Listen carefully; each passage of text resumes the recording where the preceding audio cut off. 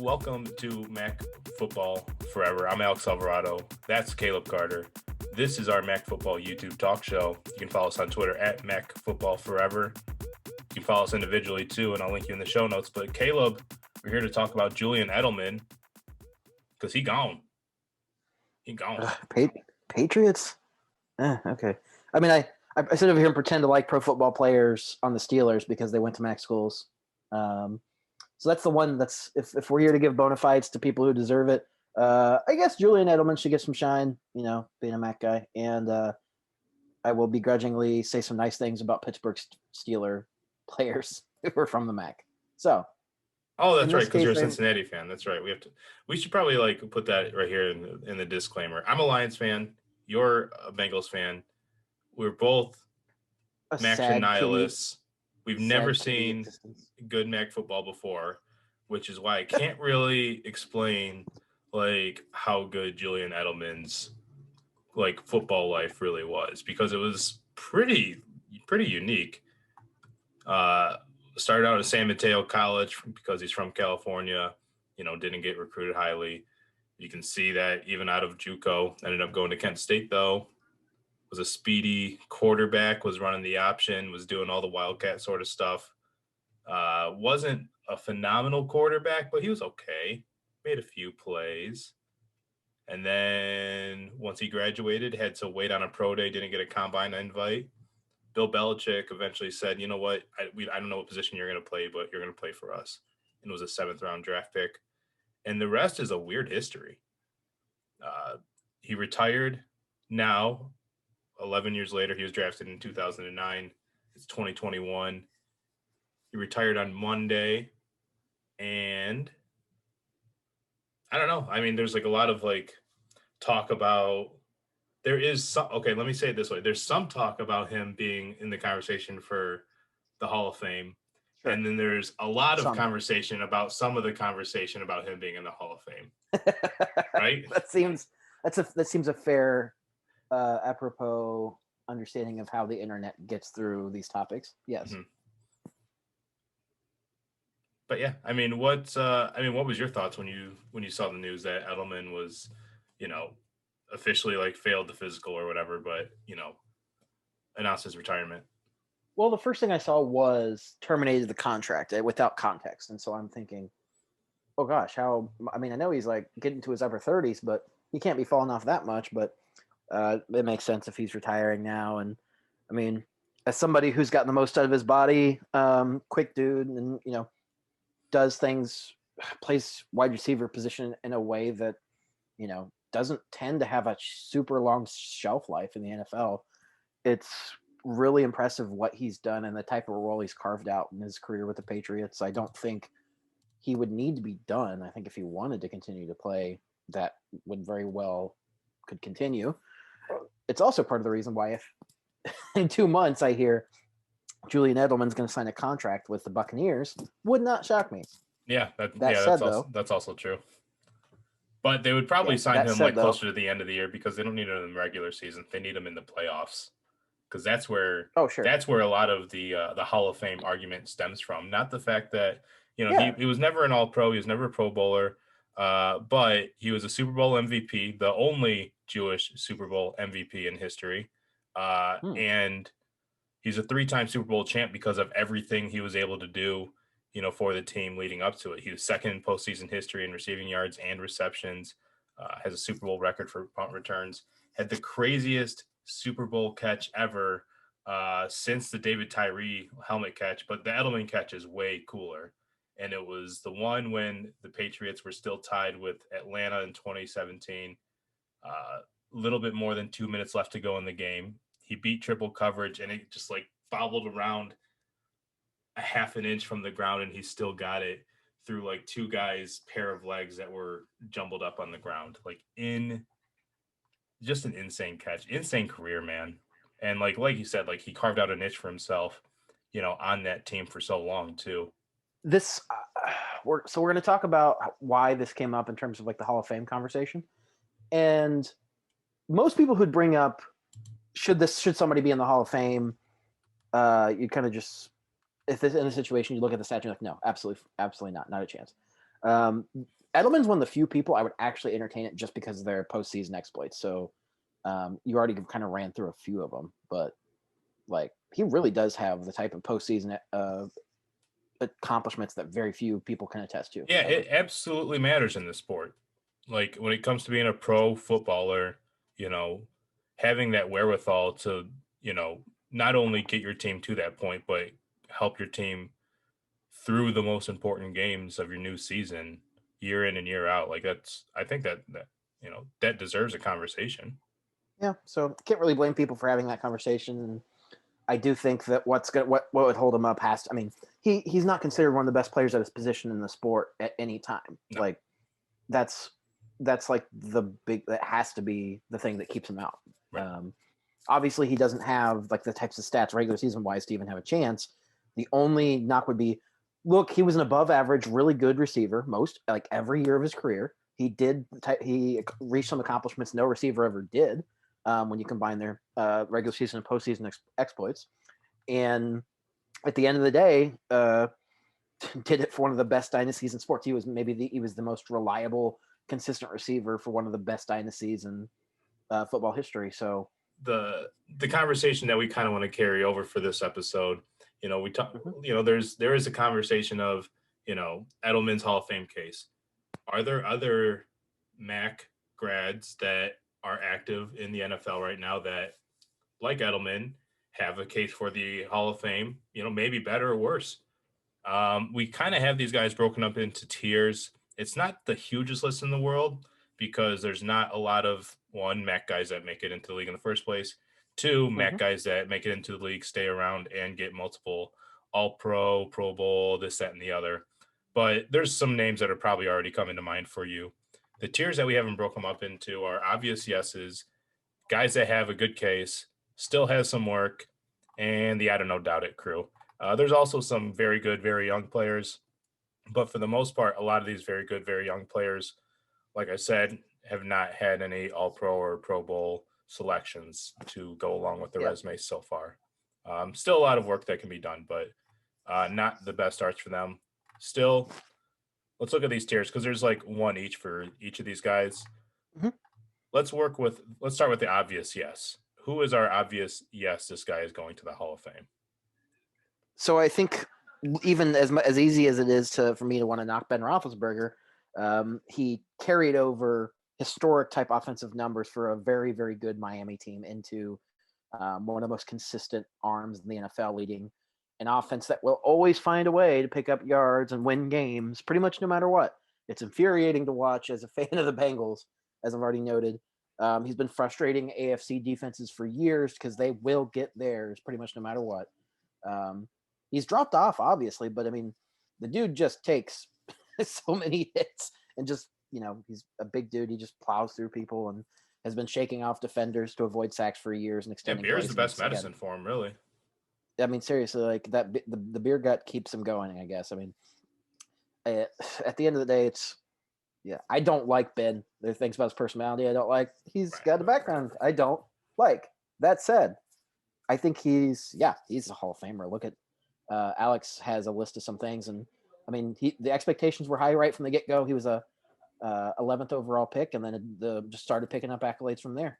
Yeah, Rookie of the Year, 2-time Super Bowl champ, won one in Detroit. Didn't like that, but I remember he had a really good throw where he like stopped and looked back at the down marker to see if he was behind the line of scrimmage and just like launched one deep. 6-time Pro Bowler, led the NFL in passing yards twice. Is 7th all time in career passing yards. He's one of 6 quarterbacks all time to have wins over 31 of 32 teams. That's really, really awesome. Some of those teams just didn't exist. Yeah, this isn't a personality test. This is just whatever this is. Right. Obviously, Ben Roethlisberger's in. Has a good case. Hey, speaking of bad character, Antonio Brown. He has a really good case. Maybe he needs another year just to pass some stats, but he's got the wherewithal where he was the absolute best at his position for at least half of a decade. Oh, yeah, definitely. I mean, look at, Alex pointed this out too. We've got stats for you because we're talking about that right now. From 2013 through 2017, just every year he was first team, pretty much all pro, right? So he was basically just, they went, oh yeah, best receiver from football. Let me think of a few. Antonio Brown, and then they'd go on with the conversation. Maybe a couple of those years somebody else came into mind first, but almost every year it was, oh, we think Brown, a couple 1,700, 1,800 yard seasons, led the NFL in receptions in 2014, 2015, on the all-decade team in 2010. So a lot to do for a dude out of Central Michigan, yeah. Oh, for sure, yeah. And he was not like a first-round pick like Ben Roethlisberger and the next guy we're going to get to. Antonio Brown was a sixth-round get, 195th overall, and he just tore it up, man. He is absolutely built different, football-wise. Moving on to this next tier, those two have good cases. This is a guy that you think needs maybe just a couple more years to more honestly pump up his stats, even though he was probably the absolute best at his defensive end, outside linebacker, hybrid role with the Raiders and the Bears. Khalil Mack, 5th overall draft pick in 2014. Yeah, I mean, take it away from here. Yeah, it's actually kind of interesting that his name comes up with the Bears too, because Julius Peppers is another guy that their stats, like Peppers has done it over longer. Mack just tore up offensive lines for a couple of years span from 2015 really up and through this year. His numbers have dropped a little bit, but that honestly makes sense given just how ridiculous they were the first few years. There's a reason that the Raiders-Bears trade made him the highest paid defensive player in the NFL. Three-time first team All-Pro. He's been in the Pro Bowl almost every year in his career now. And I mean, there's a reason a guy out of Buffalo got picked 5th overall in the draft. He looked like a can't miss defensive prospect that you don't really know for sure if he's going to play off the edge or at backer, but he's going to play and he's going to do it at a high level. He's going to kick your ass doing it. Like he's just so like, it's not like one of the Julian Edelman types where he's got to like weasel his way like through things to make tremendous plays. Like he is punching people straight up in their face and did it like as a senior at Ohio State too. You know what I mean? Yeah. So like kept them in that game by himself. Yeah, he absolutely is a guy that like you weren't overstating it when you thought that Khalil Mack was a beast. Like you weren't overstating it. That's absolutely true. So he is. But why? He just needs why a couple do you say more that years. He needs? Yeah, why do you think he needs a couple more years though? Like when we talked about this, we had talked about his sacks. Currently for his career, he's at 70 and a half of those boys. Yeah, and when you look at the types of guys who have made the Hall of Fame at like defensive end, it's a pretty lofty list. And I think the fewest amount of sacks for any like defensive end in the Hall of Fame is like 120 or something along those lines. So all things said and done, there's 38 players from the defensive line in the Hall of Fame, 31 linebackers. So to really be among that company, he has to do some things that put some other guys like James Harrison and Terrell Suggs in that conversation for the Hall of Fame, for example. Those are guys who aren't in it, but we'll probably be in that conversation too. Mack needs a few more years. Yeah, but our last tier our last couple of tiers, we can kind of pair them together. Is the I don't know, doubt it crew and the very, very good, very young. The I don't know, doubt it's or guys that are north of 30. Eric Fischer, Matt Prater. Matt Prater's technically MACTION, even though he went to UCF, went to school at the right time. He was an undrafted guy. A couple times he went to the Pro Bowl. Once an All-Pro guy. Has the NFL record for longest made field goal, 64 yards. He also has the record for most 50-plus yard field goals made over his career, which started in 2006.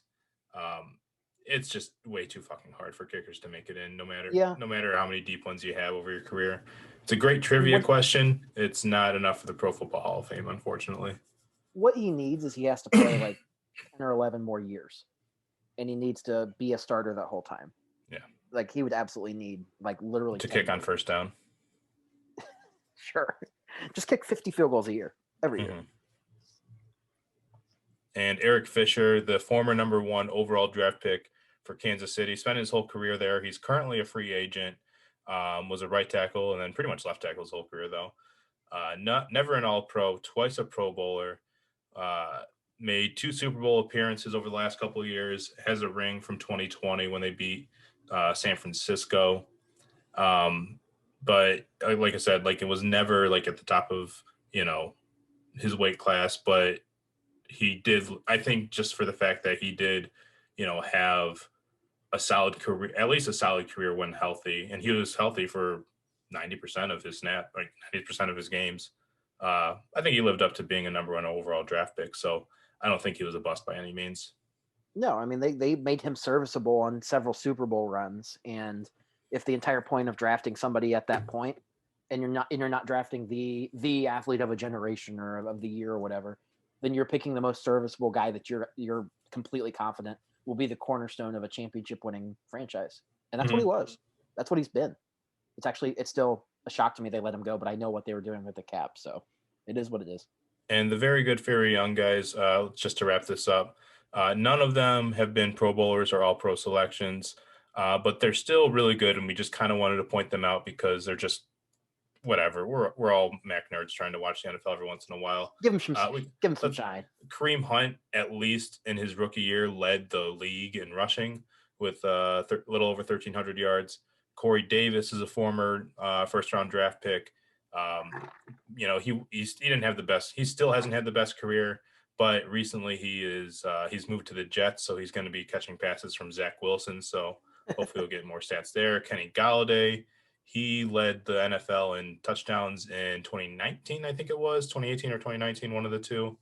And now he's with the Giants. So who knows? Galladay's at least the one who's like among this list of guys who are left that could be like a transcendent talent, like could be one of the best players in the NFL, wide receiver, could be a first team All-Pro. He's that good. It's just a matter of will he be that good, that consistent on a team with the offense that isn't there. Yeah, especially because like I think to make it into the Hall of Fame, you really have to shine like your first 3 years, like not just to like, have a job in the NFL, but like to impress like, the people that are in charge of this thing years and years from now. And that's what we said earlier, like Roethlisberger was awesome right out the gate. He was rookie of the year. Antonio Brown was awesome right out the gate. Khalil Mack was really good right out the gate. Kareem Hunt was pretty good right out the gate, but he wasn't great. Corey Davis, not so much. Kenny Golladay, not so much. But he also played for the Lions. Maxx Crosby was pretty good. Diontae Johnson has been pretty good, but they've never been the best at their positions. And it's kind of hard to like make it into the Hall of Fame conversation when you're finally starting to get good at like the age of 26 or 27. You know what I mean? But like you said, of these guys that we're grouping here that are like in their late 20s, mid or late 20s, Kenny Golladay might be the best pick to make a late jump into the conversations. I think he's the only one. Yeah. I don't even think Fischer is capable of it. Oh, I'm not considering him here. Yeah, I'm just looking at the younger ones. Yeah. And I think Golladay is the only one is even possible. So right on. All right. Well, I think with that, we're just going to put a bow on this one a little bit longer than expected to, but it was a lot more fun than I expected to too. Thank you all for tuning in to Mac Football Forever today. Make sure you follow along on Twitter, subscribe to our channel, and if you made it to the end, share with a friend. I'm Alex. That's Caleb, and we'll talk to you guys next time. See ya.